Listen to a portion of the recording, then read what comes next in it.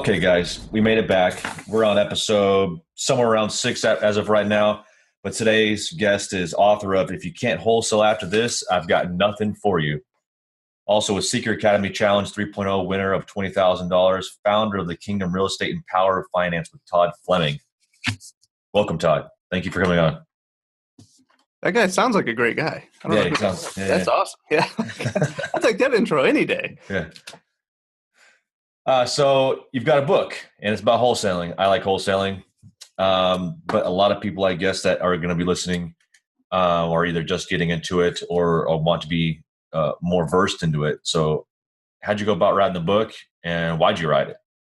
So the reason I wrote the book was that I felt like there was why does any entrepreneur end up starting a business? Because they're filling, what they feel like is a problem. Yeah. Or feel like the market's missing something. I was somebody that had read books on wholesaling, different types of real estate, different types of investments and things like that.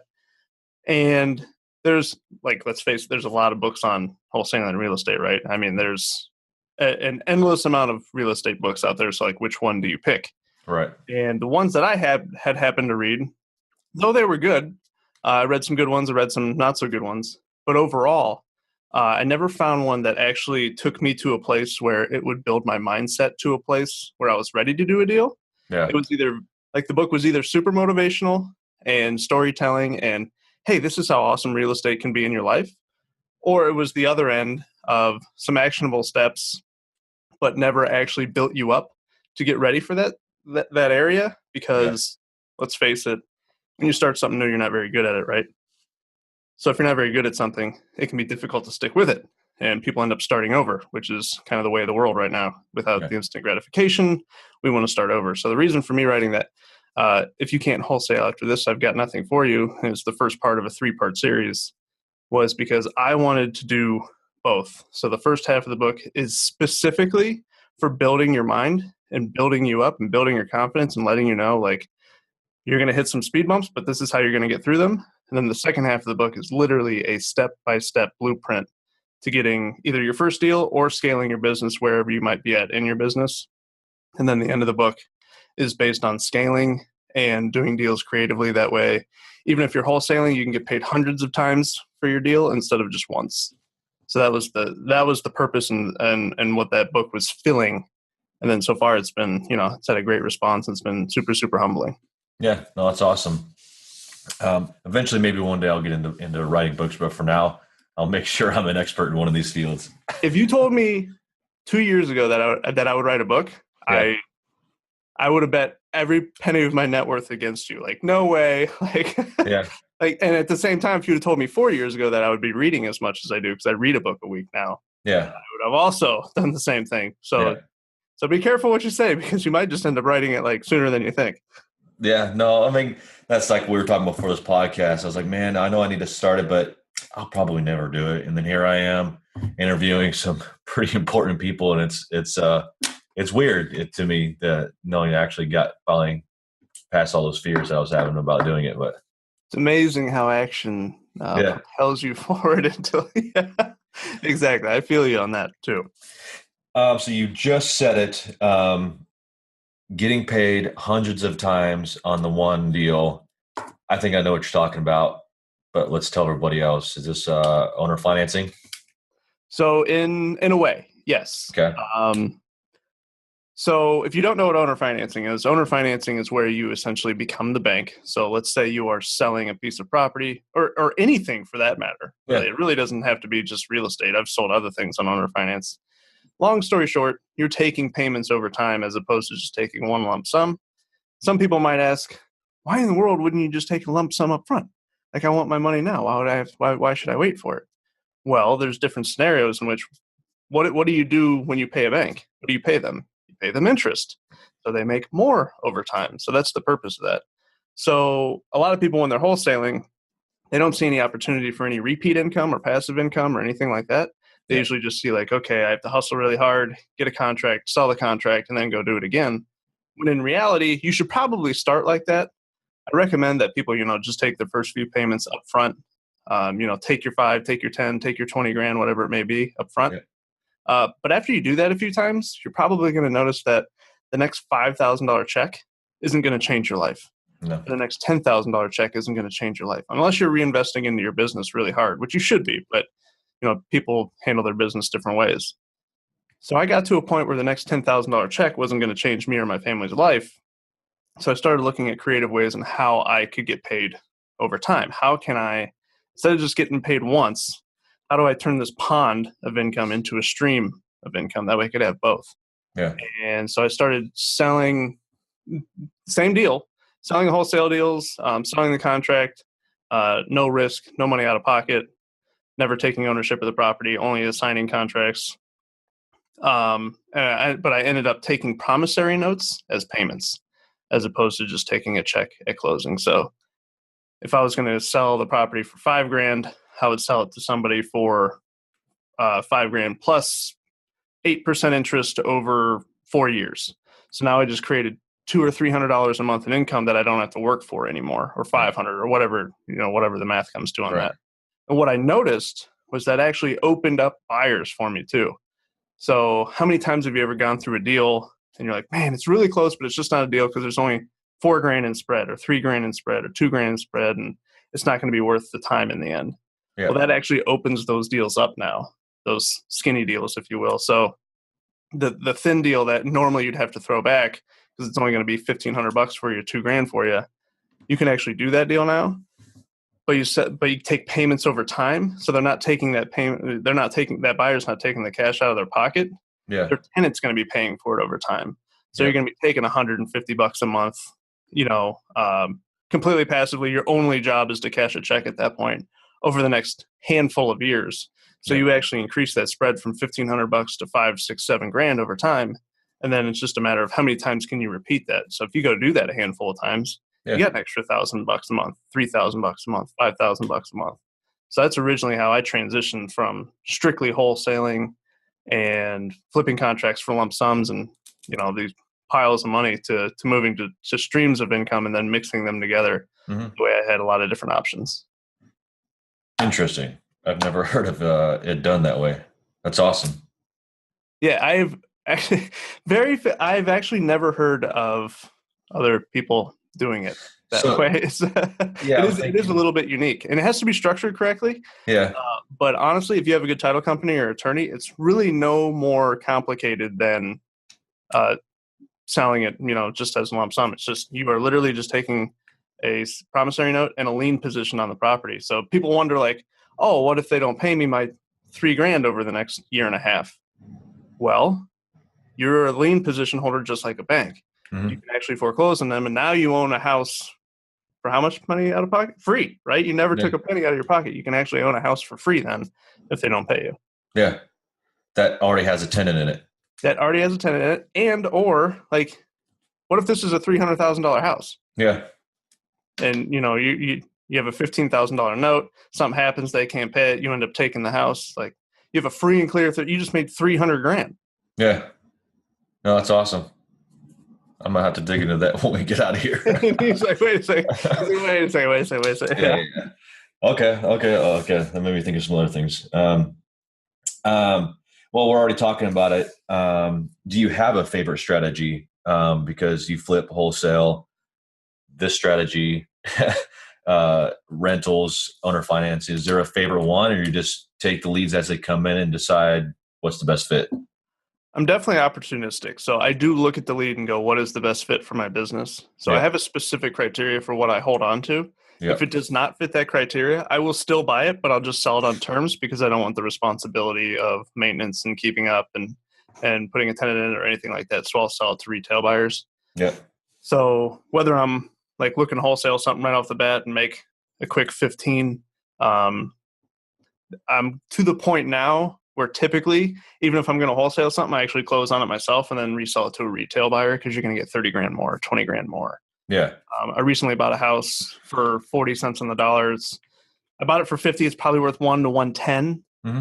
And, it needed painted. So when I first started, I probably would have wholesaled that for $5,000 or $10,000 to somebody. Now I have the resources and the ability and the knowledge and the experience that I'm going to close on this thing. There's money in this thing for sure. So it actually turned from a retail flip to it's actually in an area that I really like, rent really high. So why don't we just rent it? I'll pull money out of it later, and then I can go buy 3 or 4 more houses with it if I want. Yeah. So you'll season it 6, 12 months and then go back to the bank and say, I want 70, 80% out or something. Yep. Yeah. And I've actually never used a bank before. So that would even on this property, that would probably be the first time that I use a bank. I don't typically use banks. Really? Okay. So Yep. just, Not because I'm against them or anything, just for the simple fact, like the relationships that I've built, typically yeah. we, just do a good job of like being able to fund things, privately versus, with bank loan. Yeah. Yeah. A good friend of mine is always talking about being a good steward of other people's money. And once you build those relationships, it's just makes life easier. Yeah, exactly. Absolutely. Without question, the most important thing in this game is building a database and building relationships with great people. Yeah. And then just understanding um, how much help you can bring to their business. Yeah. And it's amazing how much that circles back around and helps you. Yeah. No, that's awesome. I actually have several friends. Actually, a local guy, Daniel Chadmore, owns Propelio. I don't know how many deals he's done now, but he's never used his bank as well or hard. Well, he might be using banks now. I think it was that he had never used hard money. It had always been private money up until then at significantly lower rates. And I'm like, man, that's some serious, networking skills there. That's the other piece is it is absolutely cheaper without question. But the most important piece to me, it's not even the interest rate for me. It's not even necessarily like the volume of interest, like over time. Yeah. Happy to pay them, in all honesty. Yeah. I have free and clear property, and I also have property with private money on it. But the big thing is the security in the relationship, because if for whatever reason something happens, like that is a phone call you can make to Yeah. somebody that you've done great things for, and they've done great things for you. So the chances of wanting to work things out is very, very high. If you have a bank loan and something goes wrong, is there anything we can do? Yeah, we can foreclose on you. Sounds great. Okay, yeah, Right. awesome. Nice conversation. Yeah. Yeah, that was a great conversation. I'm glad we had that. Yeah, exactly. Okay. Huh.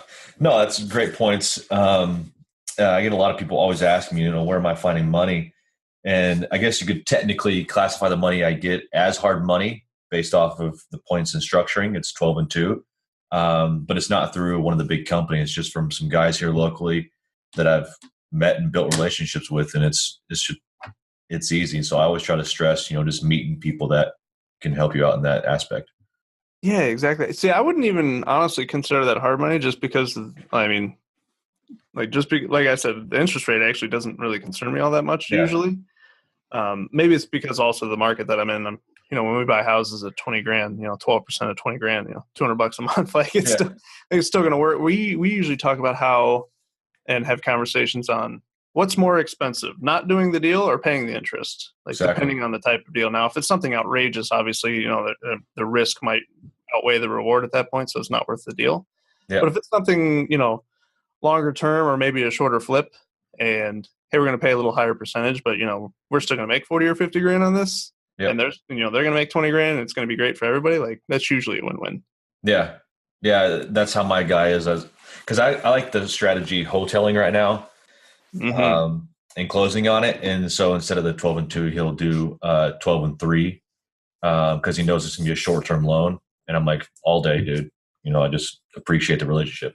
Yeah, and wholesaling is killer because you do the same exact thing, Mm-hmm. but you literally increase your profits. Like I actually have an example in the book. So I do the spread, I do the numbers on it and everything. And now, if this was going to go to an investor, you'd make $5 grand. Yeah. If you have the right relationships in place, even if you're just beginning and don't have any of your own money, you can close on this deal, resell it to a retail buyer, and you make 30. Yeah. You've done the same thing. You just took an extra week, or you sold it to a different type of person because the investor needs a spread, obviously, and the retail buyer doesn't care about the spread. They just want a beautiful home that they're going to live in. Yeah. And then you relieve the stress of having to find contractors and deal with all their crap. Exactly. I love that idea. Exactly. I feel there's a story coming on there. Yeah. Well, I think all of us have stories once you've done at least one. I mean, the first one was an absolute nightmare, and every single one it's had their ups and downs, but it's never. I'm trying to think. I don't think I've ever had one that's gone smoothly based off of contractors. Something always happens. It's unreal. So I have, over time, built a couple relationships with a couple guys that are just like You should see the way I take care of them. I literally try to buy them lunch like every day. Like, please come back to me. Please, Yeah. please keep working for me because they are amazing. Like, they don't even drink. Like, no drinking, no smoke, like nothing. Right. So Really? I always had big That's problems. I amazing. think other guys have had big problems with contractors come in and they're and you know what is a lot of people blame it on the contractors, but a lot of the times it's actually the investor's fault for not setting the correct expectations. Mhm. But there are so many times and stories that I have for like, can you stop showing up drunk? Yeah. Like, can you just not do that? That'd be Yeah. great. Like, yeah, No, it's definitely a two-sided thing. If you're not treating them right, I do the same thing as you. Is I'll bring them lunch, and every time we finish up a house, I'll bring them a gift card to whatever food I noticed them eating a lot. So the last guys were eating out at Red Lobster for some reason at lunch because it was right up the street. So at the end of the job, I brought them all $100 gift cards to Red Lobster, that's and sick. That's awesome. Dude, so that's how you have to take care of your family, right? That's how you have yeah, to take care, like, and cultivate that. That way, you have this. The guys that flip like 100 houses a year, they always amaze me because, yeah, like, yeah, I have 4 contractors. I'm like, how long did it take you to build the relationships seriously, to a point where like that trust is there that they can just show up and do their work? But I mean, there's yeah, great contractors out there without question. yep, I'm lucky enough to know some of them, and like they do great work for us. And I think a lot of that comes down to like really respecting them and like their family and never oh yeah, stealing from them. Because a lot of guys, I think, walk into situations where they're already feeling stolen from because everyone's trying to nickel and dime them to death or get free things. When in yep, reality, this is their service and what they provide, and like it's just as fair that they make money. But unfortunately, a lot of people don't see it that way. yeah. I realized in my first house is I did have a lot of problems with not the way that the interaction was between us two, but like I went through like 4 plumbers and just people didn't show up. I had a city inspector show up and one ran out the back door. And it's like, man, what is going on here? But I kept thinking, I was like, this is cool. I mean, I like being able to, I'm trying to think of what fields I've had to haggle in. The plumber ran out the back door. Plumber ran out the back door, Apparently, he didn't but want to be inspected. He he was did not not want, confident in his work. well, he says he was licensed and told me he was. Um, but then when it came to permitting time, he was nowhere to be found. But yeah, that was a lesson learned. But I remember thinking is I've never, except for a really overpriced HVAC system once, I've never battled with the contractor over pricing, and as long as it was reasonable, and the same mindset as you is, they've got families, and I enjoy being the one to provide, a source of income for their families. It's cool. I like it. Which is an awesome mindset to have. Yeah, and I don't think I would say that a good portion of investors do, but they don't keep that front of mind. And it's the same thing with private money. You got to build the relationships, private money, and your contractors. Otherwise, you're just going to flunk. The real and the experienced investors, the ones that have been around and are not only surviving but thriving, and Yeah, like they're gonna stay around, like they have that mindset. You see yeah, a lot of guys come in and they're in and out in 2 or 3 years because they are practicing the wrong principles or have the wrong mindset on it. yeah. And even worse, if they make money on those bad principles, and then they have to learn the hard way how they're actually wrong in the long run. Right. Yeah, that's a tough one too. So we talked about strategies. We talked about our contractors.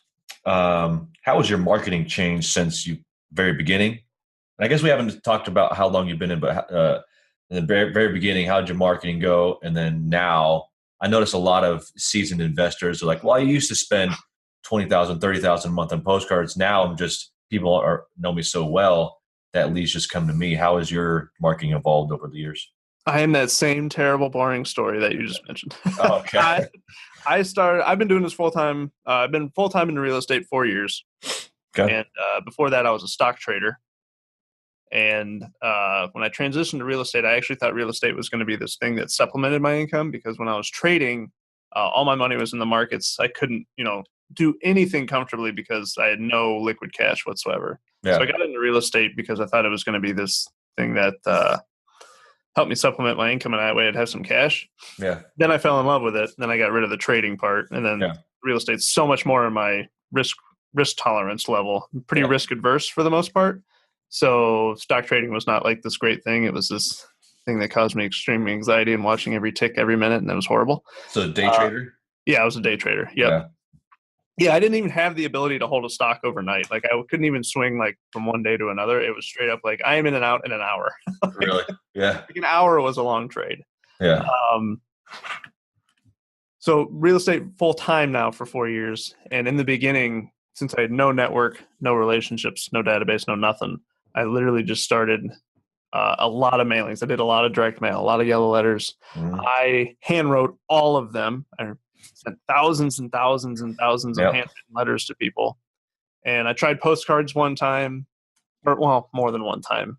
When I got to the point where I understood like how to track my marketing in return, I tried different things, and it always came back to handwritten for me. I just got such a better return on that. People would literally call and go, "I'm calling because this is so personal, and you actually hand wrote it. That's amazing. Let's talk." Yeah. And I actually got deals because of that. It was incredible, just because I was the guy that hand wrote them. So I did a lot of that in the beginning, and then I started branching out into other avenues. Social media posts, buy sell trade groups are huge. Like if you just start getting your name out in there, like, hey, I buy houses, I solve problems, I want to help. Um, I got to a point where I was buying a house a month off of Facebook, Yeah. which is incredible. Yep. So I started transitioning from more like a direct targeted mailing to network building. And now I have a team now. So I have an acquisitions manager. I have somebody that does my marketing. I do a lot of Craigslist. I do a lot of free advertising. Yeah.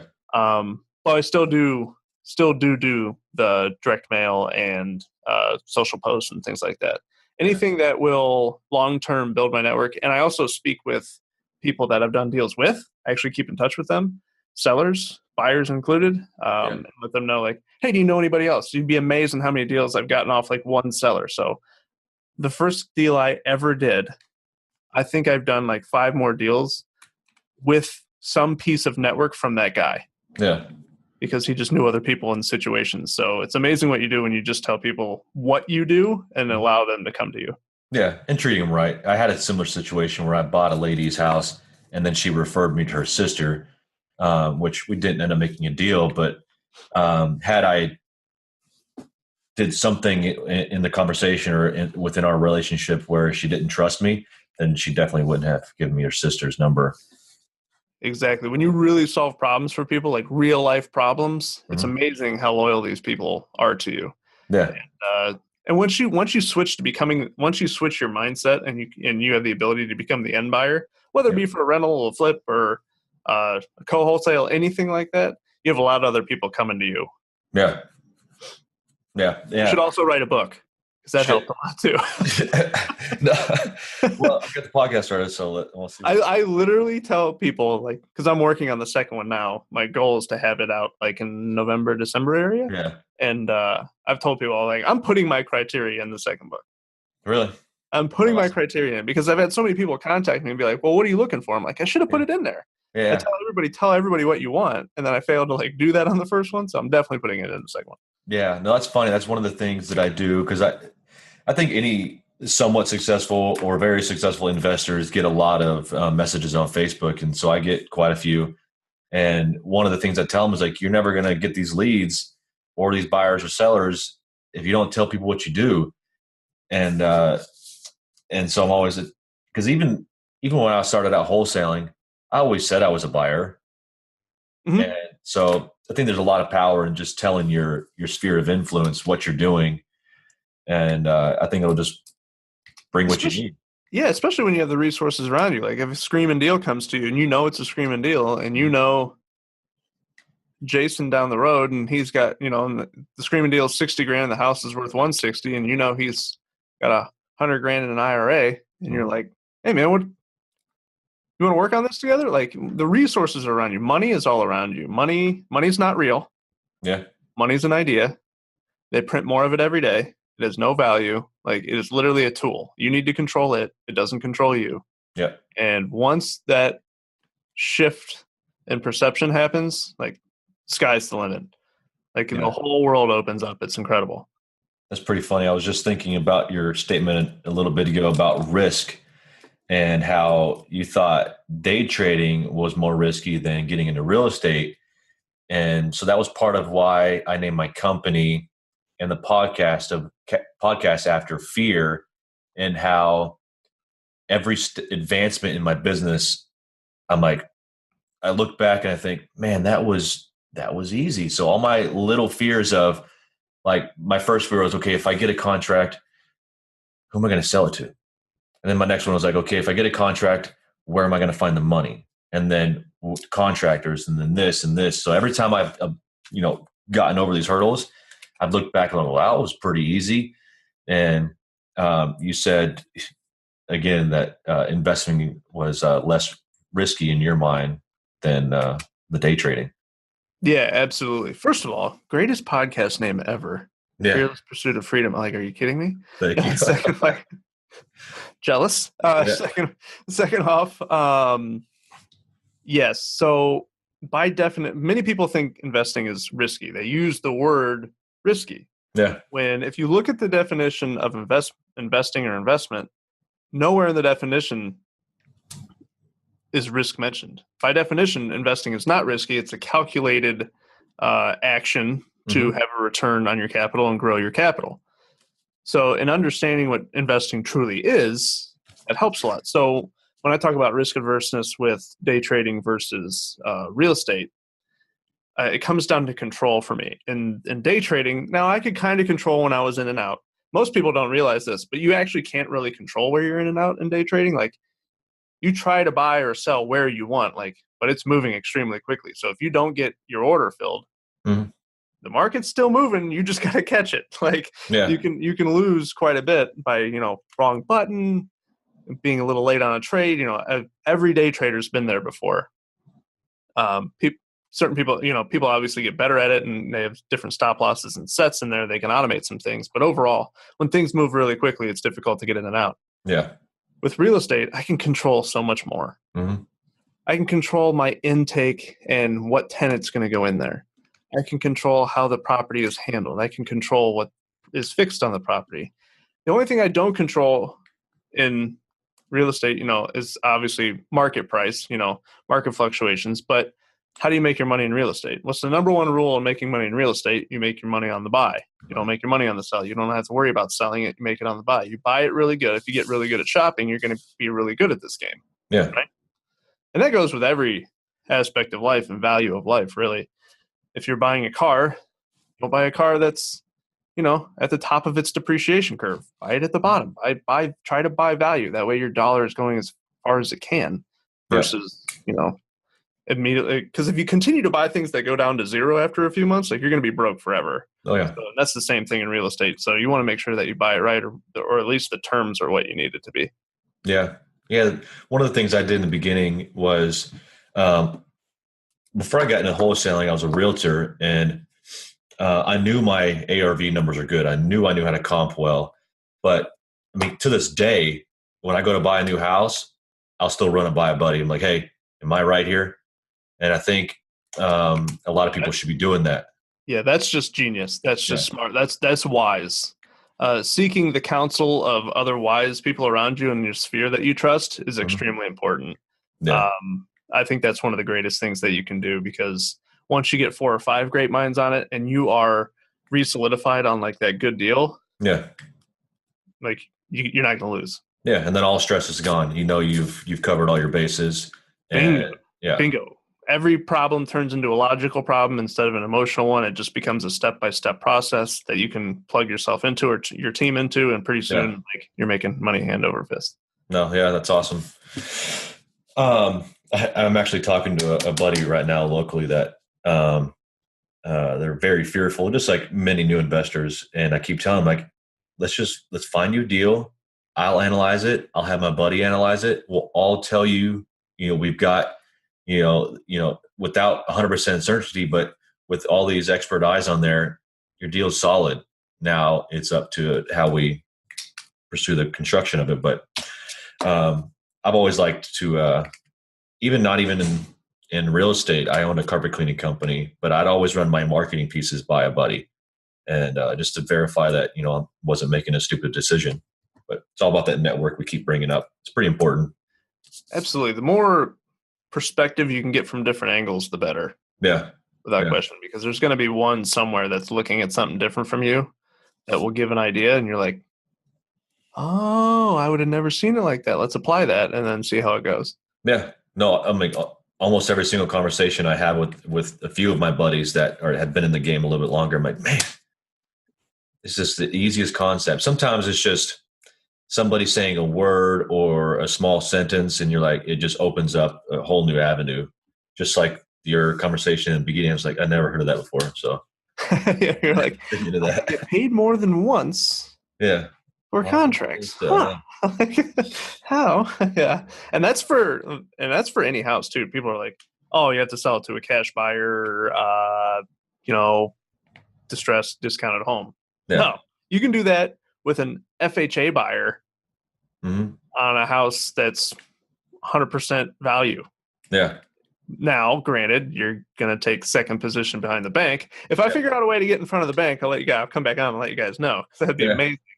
But you're going to be behind the bank in a lean position, and I don't recommend that you take anything beyond a second position. So you're going to have a little more risk involved with that, because if they don't pay, the bank gets paid first, obviously, and then whatever's Yeah. left over will go to you. But um, yeah, you can do that with any property. You can't. Uh, I mean, not to go into like extreme or too much detail and like overwhelm people. So you're going to want to focus on assigning those contracts versus like a double close or anything like that. Yeah. But you can do this with any property or any buyer. They can be getting loans, cash, whatever. Yeah. Awesome. So you got a couple things going on over there. You've got Coalition Investments, Kingdom Real Estate, and your financial literacy show. I'd like to touch on all of them a little bit, but I want to spend more time on the financial literacy just because I think it's the world we live in and not many people are versed in that. So let's hear about Coalition Investments and the Kingdom Real Estate. So Coalition is my personal investment company. So that's the one I'm actually buying, selling, Yeah. leasing. Um, all of the day-to-day actual investment operations is run through Coalition or some subsidy of it. Yeah. Not the only one, obviously, for protection reasons, Mm-hmm. and anonymity reasons, but that is like the core that I'm running under. And then that's like where the team is at and everything. So that's where the acquisitions are, the marketing, everything like that, funding. The Kingdom is the educational. We call it a family. It's not a program. It's not a seminar. The Kingdom Real Estate, which we actually just opened up what we call 3.0. Mm-hmm. So we are constantly, 2 years ago, we opened it up, and it's completely educational. It's a community family. It is there for support, and it is there to give you the step-by-step guide, A to Z, like how to get going, how to start, matter how you basically, if you're working a 9 to 5 right now, as an example, and you no longer want to be working that 9 to 5, we will help you get out of that by building your wealth through real estate. Yeah. And that's something that's become very, very exciting over time. Is it was launched 2 years ago, and we're just constantly adapting and listening to feedback and hearing, what others have to say. Yeah. And what they're really looking for. I mean, we have everything from, wholesale training to we have life coaches inside of it. Like, I mean, literally every aspect of life, because we want it to be this huge supportive community where when you come in, you feel taken care of and you're given direction, and you can go apply that direction and those lessons, and you can go change your life. And the feedback's been unbelievable. We've seen a whole number of people be able to leave their jobs. I mean, doing their first deals, scaling their businesses. It's incredible to see that.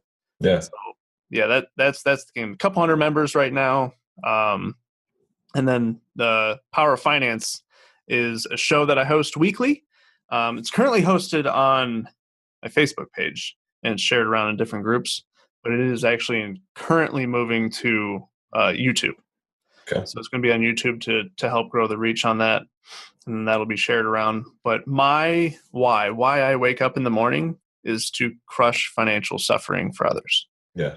So I was at one point in my life. It was a painful point. Admit that. Like, it's not an easy time. I was like many others. I didn't have any financial training. Yeah. Now people are like, well, why don't the schools and parents teach us and everything? They don't know either. Mm-hmm. That's the problem. You have to seek someone else out that knows or understands. So at one point in my life, I was $1,000 a year to pay the minimum interest payments so crippled by bad debt that I had to make the minimum interest payments, $100,000 a year. I had to make $100,000 a year. And at that point I had to make a decision. Am I going to file bankruptcy and delay my financial well-being and career for the better part of a decade? Yeah. Or am I going to figure this out somehow?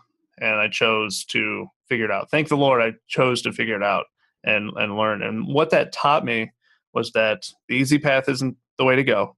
Yeah. It was short-term, way more pain, but in the end, I learned so much from it. And I learned the most important thing out of all of it, that wealth and financial freedom and well-being is 100% a choice. It is literally learned. It is a skill, and it's something that you just choose to do. So if you choose right now, if you're listening to this right now, literally say out loud, I choose to be financially free, and it will click your mind on and start brainstorming actionable ways that you can actually do it. If you ask yourself these great questions, you will seek better answers, and naturally your life will get better. Yeah. So I started the Power of Finance show to start educating people, which actually turned into an actual business. So you can sign up subscriptions. It's weekly trainings. You get upfront content step by step. So what's launching is, let's say you have a credit card issue, right? Like, I want to pay off my credit card debt. Here's 5 steps to pay it off in 18 months versus 30 years if you're making the minimum payments. Yeah. Like, here's how to find $300 to $1,000 minimum in your checking account that you're losing month to month right now that you have no idea you're even losing. A lot of people make money and they go, where's my money going? Like, I have trainings on actually how to actually show you where it's going. That way you can eliminate it. The minimum I've ever seen is someone super disciplined. They also weren't making very much at the time. That's directly correlated at times. But the minimum I've ever seen somebody save in a month from this is $300, and the most I've ever seen is $7,500 a month. Yeah. Sorry, I had to turn off I guess I didn't realize my Facebook was still on messaging people. No, it's awesome. I think a lot of people look in their bank account every week or every month. They're like, what in the world?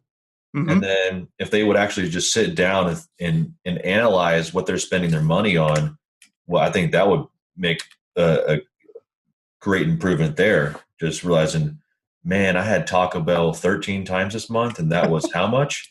Yes, making it visual is huge. Yeah. That's a big part of the training, and actually highlighting out. And then the other piece is actually understanding how money works. Yep. People don't understand how money works. We don't actually have money anymore.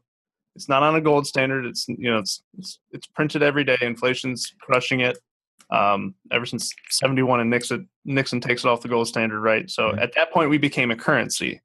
What is currency? Current, moving, right? You need to keep it moving. You need to keep it growing, because a lot of people are just like, oh, well, I want to save.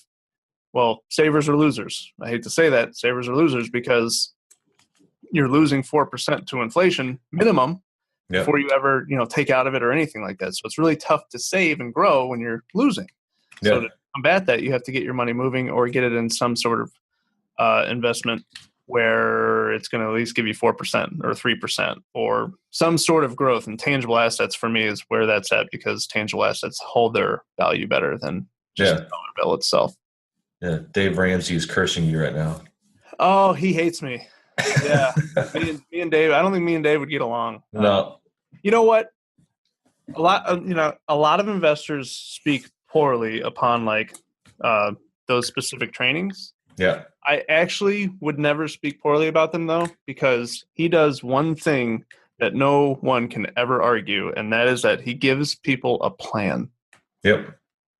Now, people with a plan, even so be it if we don't agree with that it's the best plan, like one person to another, it is better than no plan. Yep. So I give him all the props and all the power in the world, like killer job, because you're giving people a plan, and that's what people need.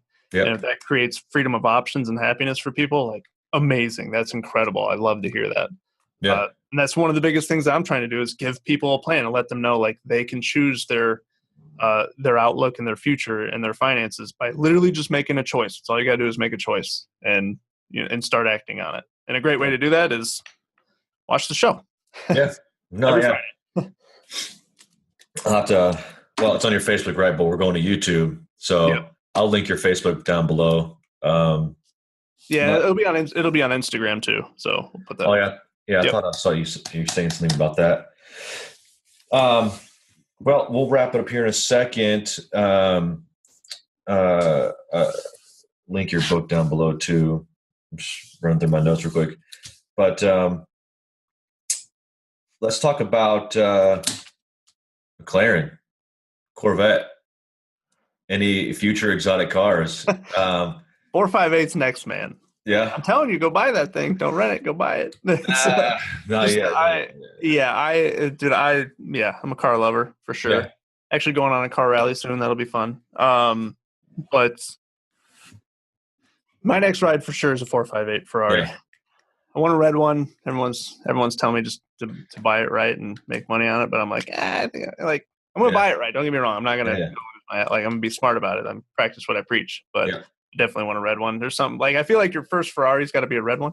So I'm that guy. So 458, had some experience like playing around with Huracans, some of the Lamborghinis. Those are a lot of fun too. Yeah. But overall, just there's something about the 458 that just it's the most beautiful car in the world to me. So it's a nice looking car for sure. Yeah. Which made me think about buying a right. And I don't know him and I don't know much about his program, but Exotic Car Hacks. Pagemon. Yeah, we're friends. Yep. Good dude. No, that's pretty cool. I heard, I forget who I was talking to about that as well, but no, it's pretty cool. I mean, I get a lot of sweat from people on my love for exotic cars and nice trucks and motorcycles. I'm like, man, I'm working for two things to better, or three things. I'm here to better my and my family's life, other people's lives, and I'm going to be selfish. I'm going to spend that money on myself as well. And cars is just what I like, man. I got to reward myself.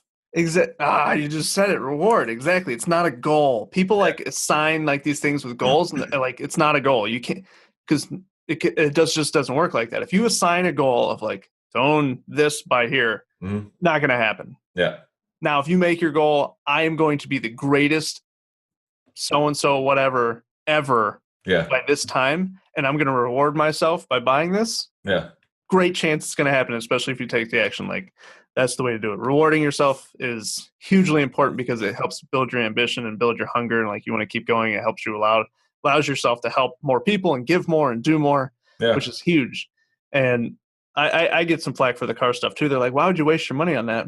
One, I will actually spend less money on it over time than you do on a Jetta, just saying, because it's bought right.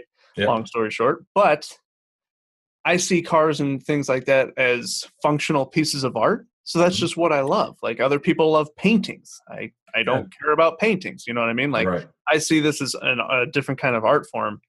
That, and just, you know what, until you experience 170 miles an hour, like at the top of fifth gear at 7,000 RPMs, you know, like, you can't judge it. You just got to experience it first. You can't knock on it. Yeah. No, that's exactly, because I got a truck in mind right now, and every once in a while I'll buy a little something for myself, or I'll go on a vacation. And here lately, especially this year, I've been going on an incredible amount of vacations, but it's a reward, and it keeps me pushing when I get back. And it forces me to build more systems, in which I need more systems in my life so I can take more vacations and ride more exotic cars. But and you know what, at the end of the day, are we all here to experience a minimum amount of life or a maximum amount of life? Yeah. We're here to serve others and experience the maximum amount of life. Yeah. Exactly. So more power to you. The more you can do that, the more I want everybody to do that, because life is so much better that way. Yeah. Yeah. Extremely short. Which brings me right into my last question. If you only had 6 months to live, what would you do with that 6 months? Oh, man. That's a killer question. My 2-year-old will never leave my side. He never really leaves my side now. He goes everywhere. We go on appointments together. He bought his first house at 3 months old. Like, we're kind of already inseparable. Yeah.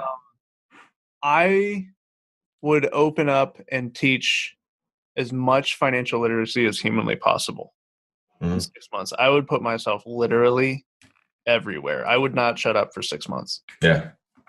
I think that's what I would do. No, that's a great question, though. Yeah, it's extremely powerful, because I almost every single post I hashtag only one life. And I don't think enough people realize how valuable and how short life could be.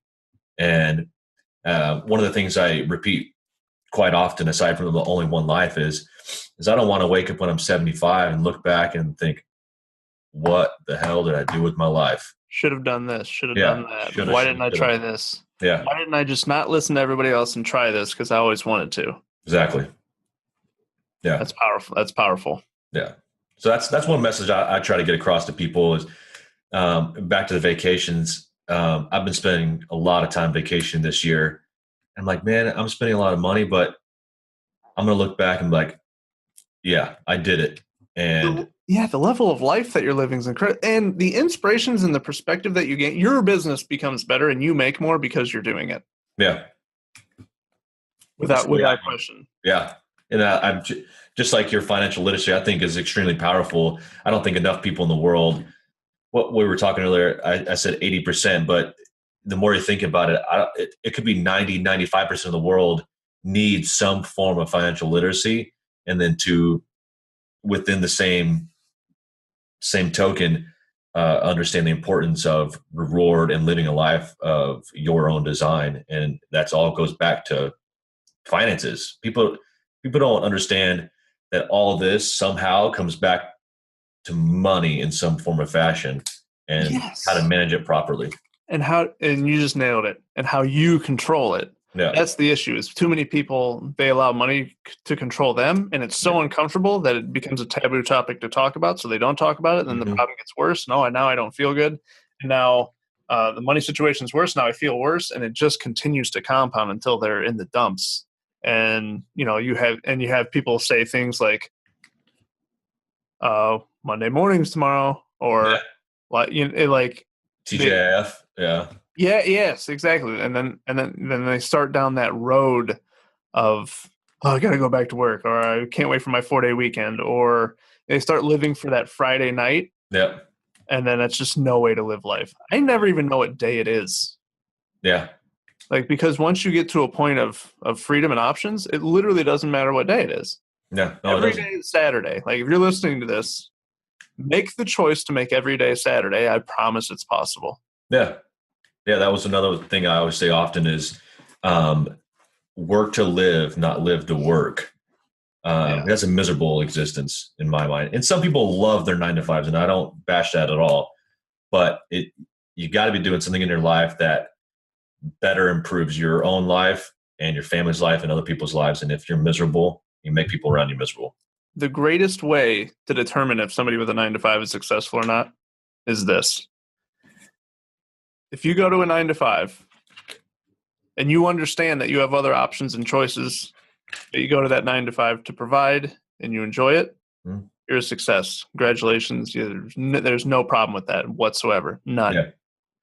If you are somebody that goes to a job every single day and does not realize that there's other options because you're just a part of that ultra conformity that everyone else is doing this, so that's what I have to do, that's the ultimate failure in life. Yep. The ultimate failure. Yeah, and that's a hard one to swallow for a lot of people. Yeah.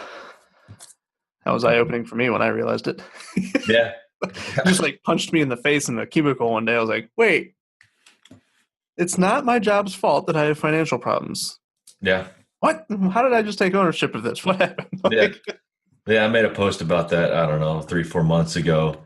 Right when I met this guy, Matt Monero. He has a book called You Need More Money. And I made a post about it because I think relationships, family, business, everything, again, revolves around money in some form or fashion. And I got flack and hate messages. I'm like, if you would just sit down and think about how important money is, not that you need boatloads of it. You don't need to go buy a rake tomorrow and figure out how you're going to rake in all this money, but literally your relationships revolve around it. I think there's got to be a statistic out there that states a certain percentage of divorces revolve around money. It's the number one cause of divorce. Yeah. It's a huge number. Oh yeah. Oh no, I know all those statistics. Yep, I'm right there with you. Yep. Yeah. It's the number one. Financial stress is the number one cause of divorce. Think about that. You are leaving somebody that you loved and wanted to spend the rest of your life with because of a piece of paper. Yeah. Piece of paper. Or the lack thereof, for that matter. Yeah. And your lack of education behind it and knowledge behind it. And if It they can makes you, just figure out this money thing, life would yep. be better. It makes you so uncomfortable that you don't have the ability to grow it and make it better. So much of making money is literally just how you feel about it. Yeah, definitely. So that's why you got the flack, I think, is because you're like, this is so, like, how dare that guy talk about what I'm uncomfortable with? Yeah, it's a taboo thing, and it's really weird. Me and my buddy talk about it all the time. It's like somebody asked me how much money I make. I'll tell you, I don't give a crap because Yes, exactly. a lot of people are just like, and then they'll end up lying to you. And I'm like, man, it's a weird topic that I don't understand why people don't talk about. It's one of my that, like what you just said was one of my favorite conversations to have with people, like especially when I'm training them or like we're like getting going and building the foundations and the principles out. Yeah. I'm like, why don't we go test this? I said, if you want to clear out a room, walk into a group of strangers and like the second question you ask, hey, how much money did you make last year? Yeah. And you are going to see this room clear out. I said, it is easier to talk about sex at the dinner table with your family than it is to talk about money. Seriously. No joke. Yeah. And there's just no reason for it. It's crazy. Yeah. It's just the weirdest thing. I don't get it. But, if I can't teach them, then I guess I don't need them on my social media. Right. Yeah. Yeah. Well, man, it's been awesome. I'm sure I could talk to you forever. We got a lot in common, but how can people reach you? And then I'll get these links down below as well. But what's the best way to get a hold of you and talk about anything we just talked about? Really, the financial literacy show, most importantly, and then your book. Yeah, absolutely. You can find me on all the social medias. Todd M Fleming. I usually have the M in there, so don't forget that. Instagram is Todd_M_Fleming. Okay. So I'm transitioning a lot of content over there because it's just more organized and the reach has more potential. Yeah. The Power of Finance weekly show is currently on Facebook, but it is being transitioned over to YouTube. Mm-hmm. The YouTube channel is Todd M Fleming as well, so it's super simple and easy to keep track of. Yeah. And, if you ever want to reach out to me, DM. I don't do Facebook private messages much anymore because when you get 100 a day, you just can't keep up with it and they just get lost. But feel free. I mean, if you have like a question on something, feel free to post on my page or post on the wall. Yeah. And then, we can have a conversation or come to the live show and ask a question on the show. I always take questions at the end so we can try to get everybody a little bit better. Yeah. And then my book is If You Can't Wholesale After This, I've Got Nothing For You. And you can find that baby on Amazon. Sweet, man. Awesome. I appreciate you coming on. And we'll wrap it up there, man. Yeah, I thank you for having me. It was fantastic. I really appreciate the opportunity to come on and speak into your audience. Cool. I appreciate it. Thanks, big guy. Thanks.